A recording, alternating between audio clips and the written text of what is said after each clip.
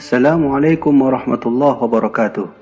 Kucing adalah salah satu binatang yang disebut di dalam ilmu fikih sebagai hewan tawafin. At-tawafin bermakna berputar-putar. Disebut demikian karena memang hewan lucu satu ini selalu dekat dengan rumah dan mondar-mandir di dalamnya.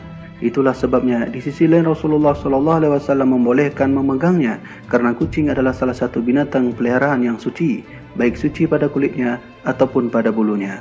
Rasulullah SAW bersabda, "Sesungguhnya ia tidak najis, ia hanyalah binatang yang suka keluar masuk rumah kalian." Fakta mengenai kucing selalu menjadi perhatian banyak masyarakat, bahwa hewan kesayangan satu ini ternyata di masa dahulu kala sudah menjadi ikon pada sebuah lambang-lambang tertentu. Contoh yang dapat kita lihat adalah pada peradaban Mesir kuno, bahwa Sphinx adalah salah satu bukti di mana Firaun menjadikannya sebuah lambang kekuasaan dan keperkasaan. Itu artinya bahwa kucing sejak dahulu kala sudah menjadi sebuah perhatian khusus oleh masyarakat-masyarakat lampau. Bahkan lebih dari itu, bahwa para utusan Allah Subhanahu wa Ta'ala pun juga memberikan perhatian khusus terhadap harimau kecil ini, sehingga banyak juga di antara mereka menjadikan binatang kesayangan dan peliharaan di dalam rumah-rumah mereka. Nabi kita Muhammad SAW salah satu contohnya, bahwa beliau juga memiliki kucing kesayangannya yang diberi nama Muizzah. Arti nama Muizzah berasal dari bahasa Arab yang dibaca dengan Muizzah. Jika diartikan dalam makna, maka terdapat dua makna yang sama. Yang pertama adalah Ma'azzah, yang artinya adalah peduli terhadap seseorang. Kemudian makna keduanya adalah dari lafaz Mu'azzah, yang artinya begitu berharga dan begitu sayang. Belum ditemukan pada hadis satupun mengenai keterangan penamaan ini, namun yang jelas dalam literatur sejarah menjelaskan bahwa Rasulullah SAW memang faktanya mempunyai beberapa hewan peliharaan. Salah satunya adalah kucing.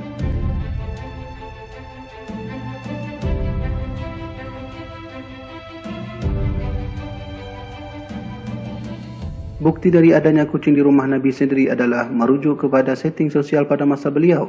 Seperti contohnya Rasulullah memberi gelar Hurairah kepada seorang sahabat yang bernama Abdurrahman. Namun karena beliau sangat mencintai kucing, maka Rasulullah SAW menyebutnya si bapak kucing betina, atau disebut dengan Abu Hurairah.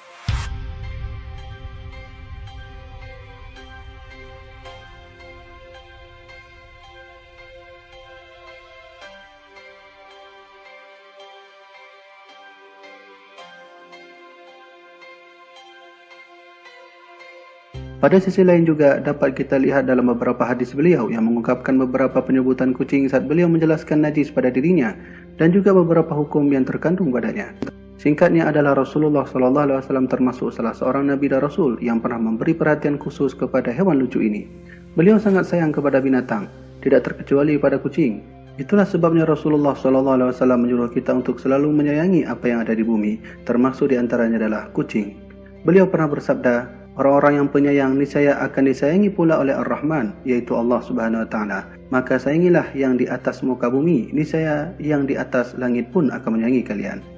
Namun, tahukah Anda bahwa terdapat beberapa fakta unik dari kucing? Salah satunya adalah dia dapat memberi pertolongan kita untuk mendapat rahmat dari Allah Subhanahu wa Ta'ala. Seperti mana pada hadis di atas, bahwa menyayangi hewan-hewan bumi termasuk kucing. Salah satunya adalah sebab di mana Allah juga akan menyayangi dan mencintai kita. Akan tetapi perlu diingat bahwa kucing juga dapat menjadi sebab kita masuk ke dalam neraka. Oleh karenanya Rasulullah SAW sangat berhati-hati terhadap binatang yang kita pelihara. Rasulullah SAW pernah bersabda, "Seseorang perempuan disiksa gara-gara seekor kucing. Dia mengurung kucing itu sampai mati. Karena itulah dia masuk ke dalam neraka." Perempuan itu tidak memberi makan dan minum kepadanya tatkala dia kurung, dan dia pun tidak melepaskannya supaya bisa memakan serangga atau binatang tanah. Inilah fakta-fakta ringkas tentang kucing. Menyayangi dan mencintainya adalah salah satu perintah dari Rasulullah SAW untuk kita, bahwa jika kita ingin mendapat rahmat kasih sayang Allah, salah satunya menyayangi dan mencintai makhluk-makhluk hewan ciptaannya. Tentunya perintah ini tidak hanya berlaku bagi binatang kucing saja, akan tetapi untuk semua hewan ciptaannya, bahkan pun terhadap binatang bernajis, yaitu seperti anjing. Mungkin cerita seorang penzina ketika ia mati lalu memberi air kepada anjing, dan akhirnya Allah memberi rahmat untuknya, sudah menjadi cerita maklum bagi kita semua. Demikianlah yang dijelaskan di dalam kitab Majalisus Saniyah, bahwa sesungguhnya mencintai hewan tidak hanya kepada kucing saja, bahkan pun Allah juga memberi rahmat kepada kita ketika kita mencintai semua makhluk Allah Subhanahu wa Ta'ala, termasuk binatang yang bernajis seperti anjing.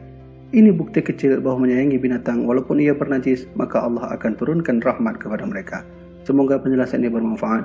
Wallahu a'lam bishawab. Wassalamualaikum warahmatullahi wabarakatuh.